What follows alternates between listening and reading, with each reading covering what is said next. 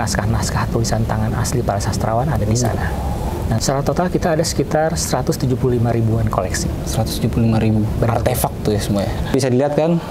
Nah, udah cocok jadi pengolah arsip nasional Indonesia. Lanjut Mas, gimana caranya ini bisa direkapitulasi? Rekapitulasi udah kayak hasil suara.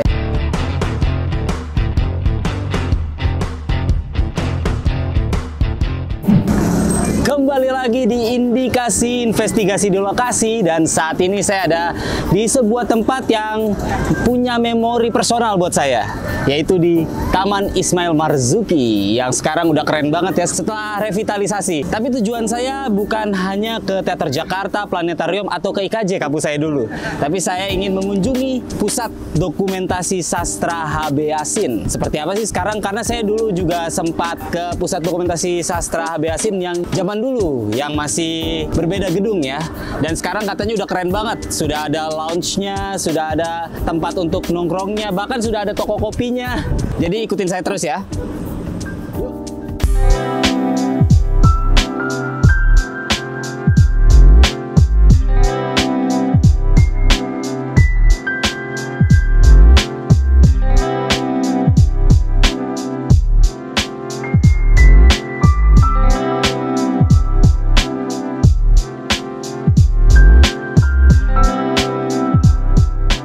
Teman Elsinta, saat ini saya sudah berada di dalam PDS HB Yasin, dan tidak hanya berkunjung, tapi saya juga berkesempatan untuk bertemu langsung dengan orang yang kayaknya sekarang super sibuk banget nih.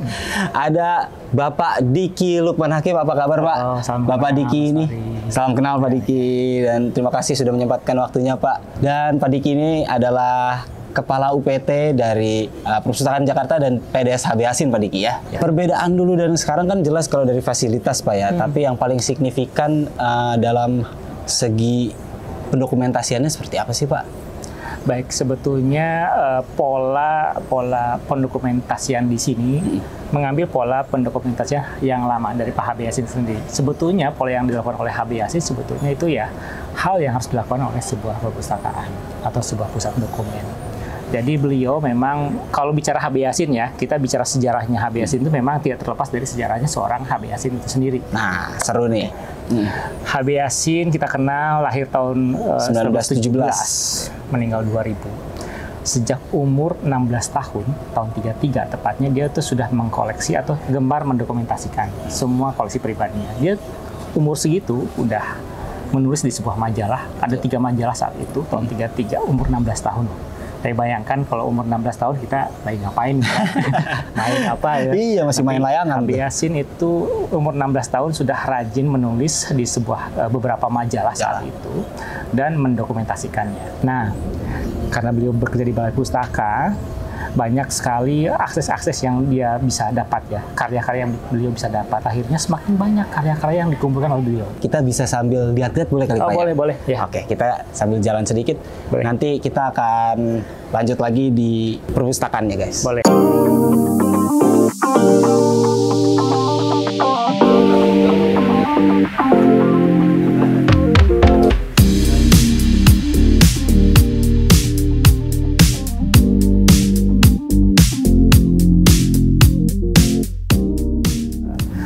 Pada tahun, saya singkat ya, 77 ya, 30 Mei itu dibantu untuk mendirikan sebuah pusat dokumen sastra, atau namanya dulu Pusat Dokumentasi Sastra HB Yasin, yang digagas oleh Gubernur Ali Sadikin, dibantu oleh beberapa tokoh, ada Aib Rosidi, kemudian Sunatah Deli Sahbana, dan lain-lain. Legend semua itu. Berdirilah sebuah Pusat Dokumentasi Sastra HB Yasin, yang kemarin, yang dulu tempatkan di Taman Ismail Marzuki, di komplek yang seluasnya hanya 972 meter persegi saat itu. Gedung warna biru dengan tangga itu ya. Tangga ke atasnya. Itulah terakhir. Dan pada tahun 2018, pada masa gubernurnya Anies Baswedan, kemudian PDS HB Yasin diambil alih oleh Pemprov DKI Jakarta, di bawah Dinas Perpustakaan dan Kearsipan Provinsi DKI Jakarta. Dan tahun 2022, tepatnya 7 Juli tahun 2022, diresmikanlah Pusat Dokumentasi Sastra HB Yasin dan bersamaan dengan Perpustakaan Jakarta di gedung yang baru ini dengan seluas 7.000 meter persegi. Kita boleh ke ruang baca, mungkin kita ngobrol sedikit di sana, Pak? Boleh, sambil duduk ya. Masih di Indikasi Investigasi di Lokasi bersama saya Fahri Yudhistira, dan juga narasumber saya hari ini ada Pak Diki Lukman Hakim. Pak Diki ini sebelumnya sudah cukup lama berkutat di dunia sastra kan, berhubungan dengan PDS HB Yasin ini. Saya pengen tahu dari Pak Diki kan berarti sudah sering ketemu dengan sastrawan-sastrawan. Secara subjektif, penulis mana yang Pak Diki paling suka nih? Baik, saya bergabung di PDS itu tahun 2018. Jadi memang keahlian saya memang di manajemen koleksi ya, koleksi buku, ya, koleksi perpustakaan lah. Nah, sastra itu memang hal yang baru bagi saya. Jadi saya mengenal HB Yasin sebetulnya sewaktu saya dipindahkan ke sini. Sosok HB Yasin itu siapa saya nggak tahu. Siapa itu HB Yasin loh? Saya belum tahu saat itu. Jadi ketika ditempatkan di sini, saya baru banyak membaca tentang HB Yasin, otomatis ke sastra juga. Dan saya memang ketemu dengan teman-teman sastrawan di sini. Memang saya spesifik tidak siapa sih yang saya gemari ya, penulis-penulis yang ada di sini. Tapi saya lebih tertarik dengan dunia cerpen sebetulnya. Oh gitu. Cerpen. Memang sastra itu identik dengan puisi ya, puisi. Tapi justru saya lebih tertarik dengan cerpen.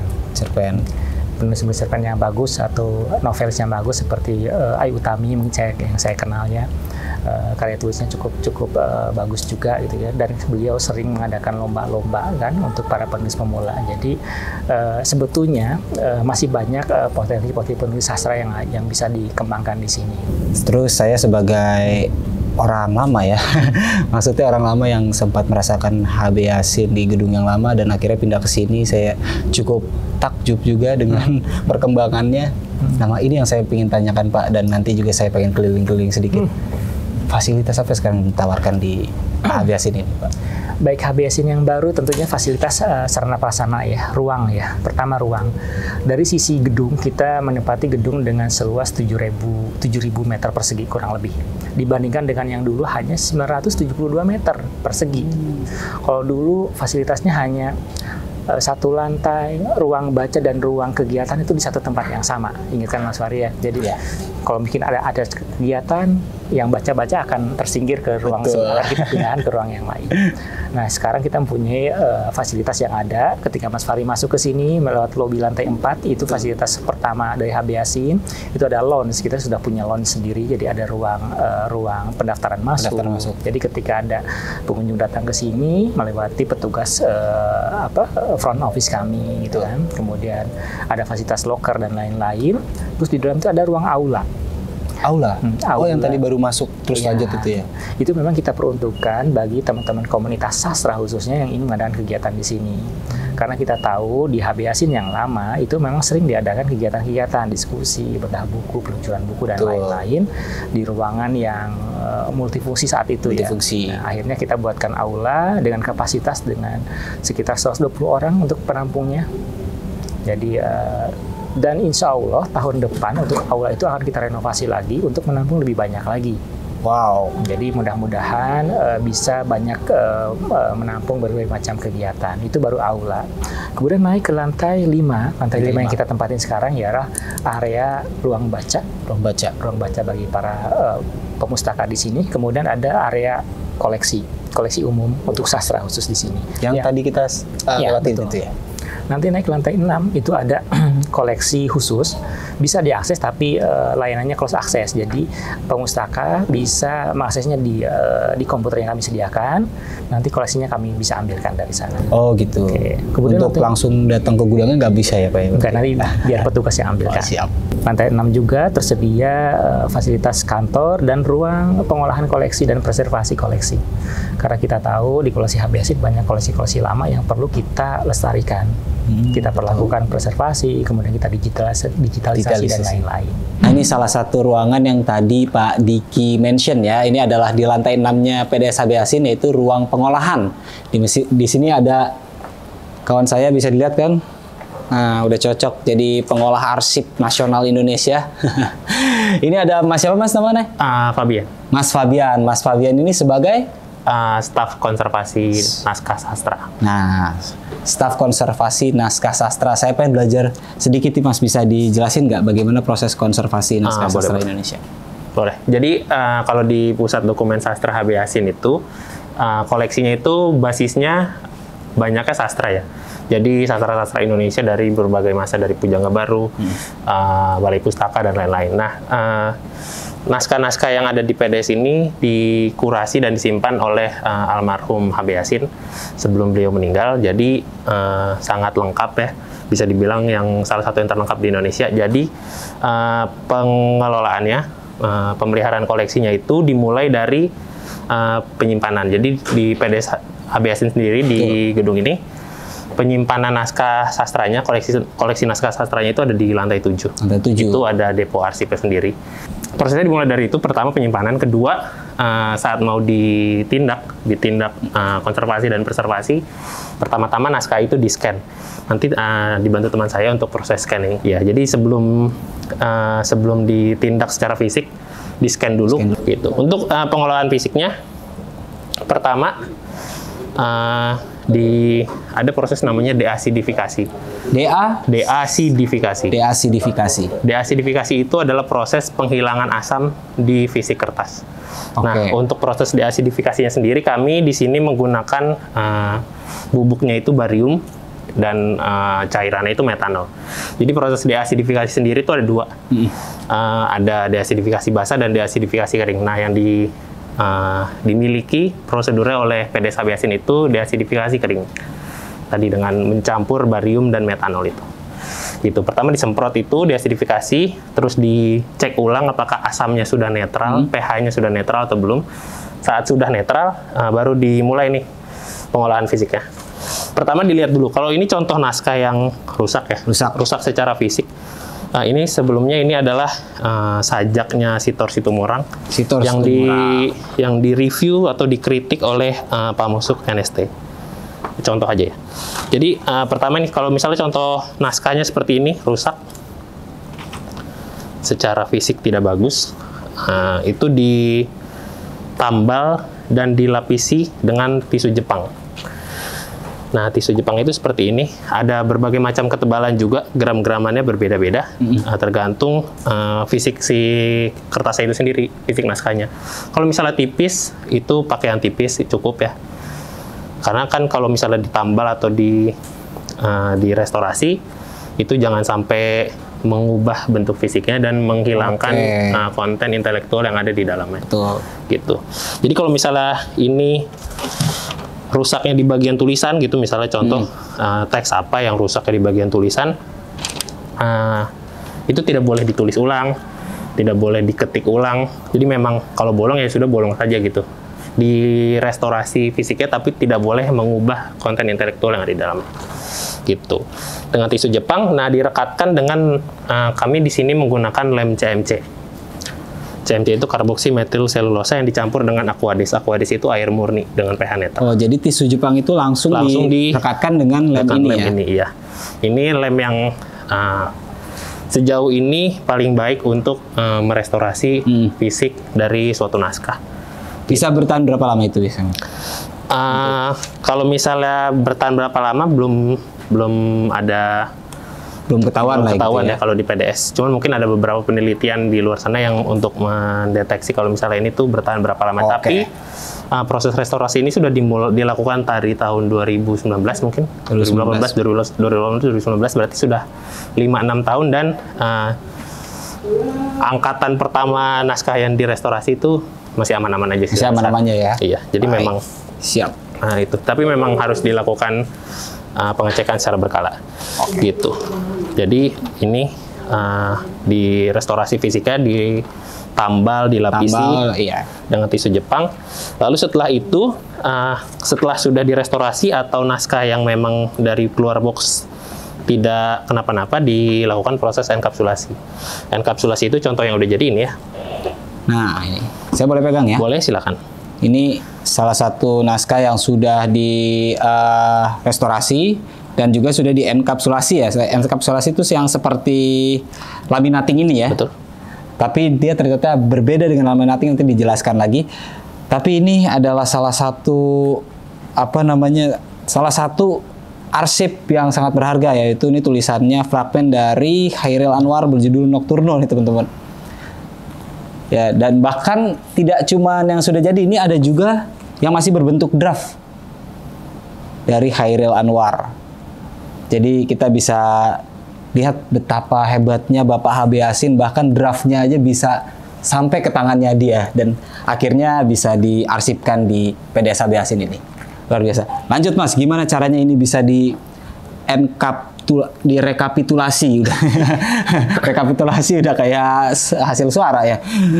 Jadi tadi saya jelaskan sedikit untuk perbedaannya dari laminating dan enkapsulasi. Kalau laminating itu sama-sama menggunakan plastik. Sebenarnya fungsinya, tujuannya itu sama-sama untuk melindungi fisik kertas dari kalau misal banjir atau peristiwa-peristiwa yang di luar kuasa manusia, kebakaran atau lain-lain, banjir, kebasahan sih, utamanya sih banjir ya, untuk melindungi dari air dan serangga sebenarnya. Itu sama-sama menggunakan plastik, tapi untuk laminating itu sebenarnya tidak disarankan oleh pusat-pusat arsip dan pusat naskah, karena saat proses laminating itu kan dipres menggunakan mesin yang panas, jadi plastiknya itu menempel dengan naskahnya, dengan plastik yang di belakangnya. Jadi tidak ada ruang udara gitu ya? Tidak ada ruang udara. Jadi kalau misalnya ada sesuatu yang kayak misalnya mau di revisi, diperbaiki atau segala macamnya, itu saat itu tidak bisa dibuka. Jadi memang akan merusak fisik kertasnya, justru berpotensi merusak. Iya, justru itu berpotensi untuk merusak fisik dari naskah atau kertas yang dilaminating. Makanya umumnya sih di perpustakaan menggunakan proses yang namanya enkapsulasi. Ini sama-sama proses melapisi naskah dengan plastik, tapi plastiknya bebas asam dan ditempel dengan double tape bebas asam dan diberi jeda sedikit untuk ruang udaranya, gitu. Jadi ini proses enkapsulasinya ya? Proses enkapsulasinya.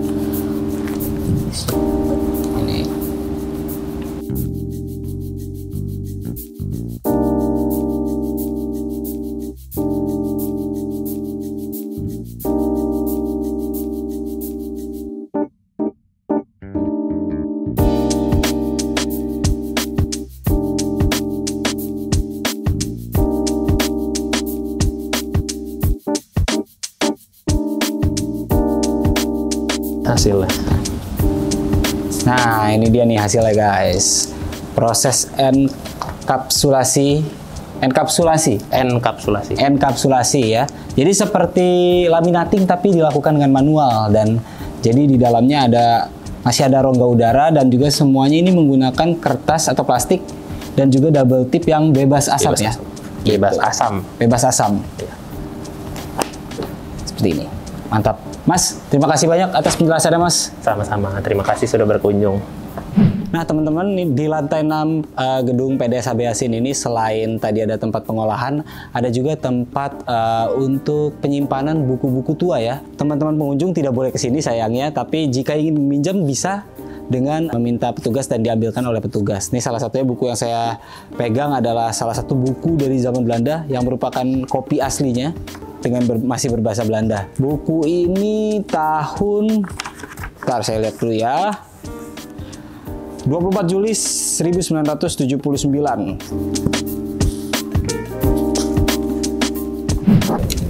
Secara total kita ada sekitar 175 ribuan koleksi. 175 ribu artefak tuh ya semua ya? Berbagai macam. Apalagi udah tahu kan, banyak koleksinya, ada artikel, ada clipping, ada naskah, ada audio, video, buku, dan lain-lain. Kita mendapatkan penulis-penulis, apalagi tulisan tangan aslinya. Apakah ada pendekatan ke keluarga penulis yang, mohon maaf, yang sudah mungkin almarhum, seperti itu. Dokumentasinya itu seperti apa dan bagaimana perawatannya, Pak? Kita melakukan pendekatan ke para sastrawan yang sudah senior, misalnya kita, untuk mau menyimpan koleksinya di sini. Kita lakukan pendekatan yang sama juga. Kemarin terakhir ya, saya ambil koleksi itu almarhum Remy Silado. Wah. Okay. Remy Silado kita tahu seorang penulis ternama, termasyhur ya di Indonesia. Bagus. Gramedia pun mengakui kan, ketika seorang Remy Silado menyerahkan draft naskahnya untuk diterbitkan, mereka cuma Remy Silado saja yang tidak perlu ada proses editing. Gitu ya. Biasanya Gramedia atau penerbit itu kan ketika ada seorang penulis yang akan menyerahkan naskahnya. Dalam artian almost perfect gitu ya. Perfect. Beliau saja yang tanpa ada editing. Jadi kami melakukan pendekatan kepada keluarga Remy Silado. Jadi pendekatannya mungkin persuasif bahwa ketika keluarganya mau menyerahkan koleksinya akan kami rawat, kita jaga, kemudian koleksinya bisa dimanfaatkan ke masyarakat luas.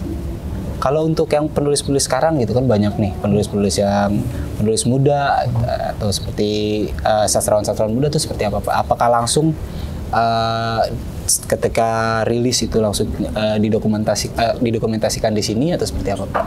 Baik, itu tantangan bagi kami. Kekurangan di PDS HBS ini ialah kami terlalu terpaku dengan penulis-penulis senior ya. Lupa dengan potensi anak muda yang maupun mau siapa penulisnya, pengunjungnya. Nah, sekarang jadi konsep kami ingin menggait para pelaku sastra yang muda-muda. Dari mulai sisi kegiatan, kemudian para pemustakanya pun harus yang kita coba perkenalkan kepada anak-anak muda, kemudian para penulisnya juga. Jadi memang untuk koleksi-koleksi terbaru, kita bekerjasama dengan para penerbit untuk meminta karya-karya terbaru yang memang lagi diminati oleh masyarakat saat ini ya. Bahkan kami ke salah satu penerbit, ketika mereka sedang mau menerbitkan buku yang baru, kami sudah booking duluan. Oh gitu, colong start duluan ya? Iya, soalnya apalagi kalau buku-buku bestseller ya, bestseller itu biasanya takut keburu habis dibeli sama toko-toko yang lain. Kita sudah booking ke penerbit karena kita memang sudah kerjasama dengan para penerbit. Ketika ada terbitan yang terbaru, kita sudah booking duluan. Jadi salah satu strategi kami begitu. Di samping itu kami selain membeli buku baru, kita mengadakan kegiatan-kegiatan yang memang temanya mengangkat koleksi-koleksi, mengangkat karya-karya sastra terbaru atau penulis-penulis baru gitu ya. Jadi selain buku yang kita dapatkan, misalnya dari acara bedah buku selalu ada makalah yang mereka buat, itu kita ambil juga, kita simak sebagai koleksi pendamping dari buku yang mereka terbitkan, atau kita sebut dengan proses kreatif lah ya. Proses kreatif. Jadi satu buku itu didampingi dengan proses kreatif ketika mereka buat buku seperti apa, kemudian ada artikel dari si pembahas buku itu ada seperti apa. Jadi satu dosir namanya ya. Seperti talk show gitu dibikinnya. Ya, satu paket. Wah, luar biasa. Jadi nah, kita nyambung ke sini nih. Saya lihat di Instagramnya PDS HBS tuh banyak sekali poster ya teman-teman ya, poster event. Dan juga bukan cuma event sastra Pak, ada juga event-event seperti event yang menghadirkan musisi dan lain-lain. Dan acara hari ini teman-teman akan dihadiri dengan The Legend Ebit G.Ade. Betul Pak ya? Betul. Jam 3 nih, saya makanya bakalan pulang sore hari ini karena saya mau nonton langsung Ebit G.Ade. Itu bisa diceritakan Pak, seperti apa acara-acara yang dibuat oleh PDS HBS ini? Baik, kegiatan-kegiatan yang kami lakukan tidak terlepas dari konsep kami yang baru. Jadi sebuah perpustakaan tidak lagi mengusung sebagai pusat koleksi saja, tapi perpustakaan sebagai pusat komunitas. Atau perpustakaan sebagai pusat ruang ketiga bagi masyarakat. Caranya bagaimana supaya memang tempat kami ini tidak hanya sebagai orang tempat cari koleksi saja. Kita buat aktivitas-aktivitas yang menarik bagi warga masyarakat yang memang ada kaitannya dengan literasi. Oh gitu. Musik juga jangan salah, itu musik literasi. Betul, ada lirik di situ ya. Betul. Jadi kita coba dari satu sisi kita memang mempunyai konsep yang baru, yang kedua ya dengan kegiatan yang memang menarik terutama musik itu untuk menggait para sastrawan baru dengan anak muda agar mereka mau datang ke sini dan kita mau kerjasama dengan PDS HBS tentunya. Dan teman-teman, ini saya ketika tapping video ini ada di weekdays ya. Tapi kalau weekend teman-teman, di sini bisa ramai sekali Pak ya. Jadi anggapan bahwa semangat literasi Indonesia itu turun, enggak juga sebetulnya. Enggak pernah turun, tapi memang dari dulu segitu-segitu aja. Kemarin kita sempat ada namanya bedah bukunya Ratih Kumala ya. Ratih Kumala, Gadis Kretek ya? Gadis Kretek. Kita adakan di sini. Wah, luar biasa. Sekalian promo juga mungkin kan dengan filmnya yang baru. Betul. Pas momennya filmnya lagi viral nih. Lagi viral ya, kita undanglah Bu Ratih Kumala ke sini. Suaminya sempat juga Pak Eka Kurniawan. Suami nggak ikut. Nggak ikut ya? Tapi suami sempat kita ketemu di mana sih, di Gramedia, di acara Gramedia di bawah. Oh, di acara Gramedia. Ya, teman-teman Relsinta, tadi setelah wawancara dengan Pak Diki Lukman Hakim, saya juga pengen wawancara atau ngobrol-ngobrol sedikit nih sama teman-teman yang berkunjung ke sini. Ya, ada pengunjung lama dan juga pengunjung baru. Nah, di sini ada pengunjung yang kayaknya cukup lama nih. Mas, sorry Mas, ganggu waktunya. Mas siapa? Saya Hari. Pak Hari. Mas Hari. Mas Hari, saya nanya-nanya sedikit boleh Mas ya? Boleh Mas. Gimana, Mas? Mas Hari lagi ngapain nih Mas? Kerja. Kerja ya? Oh, kerja di sini? Iya, kerja di sini. Oh, baik. Mas Hari udah sering ke PDS HB Yasin Mas? Beberapa kali sih, kurang lebih 3-4 kali udah pernah. Jadi nyambil kerja juga. Oh, apa yang membuat Mas Hari kembali lagi ke saya tadi hampir jawab ya. Tenang Mas. Ya kan, itu bukan gimmick ya teman-teman, tapi emang beneran. Apa yang membuat Mas Hari kembali lagi ke PDS HB Yasin? Nyari suasana tenangnya sih. Suasana tenang buat kerja, iya. Tapi selain fasilitas ketenangan di sini, memakai fasilitas lain nggak seperti referensi buku, meminjam di sini? Kalau itu sih enggak sih. Jadi emang biasanya lebih nyari ke tempat vibes tempatnya. Vibes tempatnya. Terus bisa waktu lama juga. Adem juga ya. Lumayan. Kategori yang bisa masuk ke dalam koleksi HB Yasin? Baik, simpel saja sebenarnya. Sastra. Oh, itu aja ya? Apapun tentang sastra. Ya, bentuknya media bisa apa aja ya. Bisa buku, bisa artikel, bisa clipping, majalah, makalah, dan lain-lain tuh kita terima.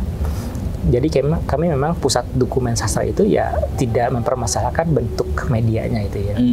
Kan media yang umum itu sebetulnya memang buku, tapi di pusat dokumen itu lebih spesifik lagi. Ya itu tadi. Jadi kami tidak hanya menyimpan produknya saja. Produknya yang umum ya buku, tapi kita menyimpan juga dokumen-dokumen di saat proses kreatifnya. Itu yang kami kejar betul. Bahkan tadi saya lihat ada surat-surat dari Bapak HB Yasin asli yang dikirimkan ke NH Dini misalnya, betul. Ke Bapak Pramudia Nantatur. Betul, itu baru contoh sedikit saja yang ada. Memang kita masih mengandalkan dokumen-dokumen yang dimiliki oleh Pak HB Yasin, tapi kita tetap terus berjalan untuk mendapatkan dokumen-dokumen yang baru. Ya, terakhir ada Remi Silado, ada Ridwan Saidi yang sudah kita akuisisi gitu ya ke keluarganya langsung. Jadi masih terus menelusuri sastra-sastra Indonesia ya. Tapi tidak hanya sastra Indonesia katanya Pak, sastra luar negeri atau barat juga ada juga ya Pak? Betul, ada karya terjemahan kita simpan juga gitu kan. Jadi tidak hanya sastra di sini saja, memang itu masih koleksi-koleksi lama.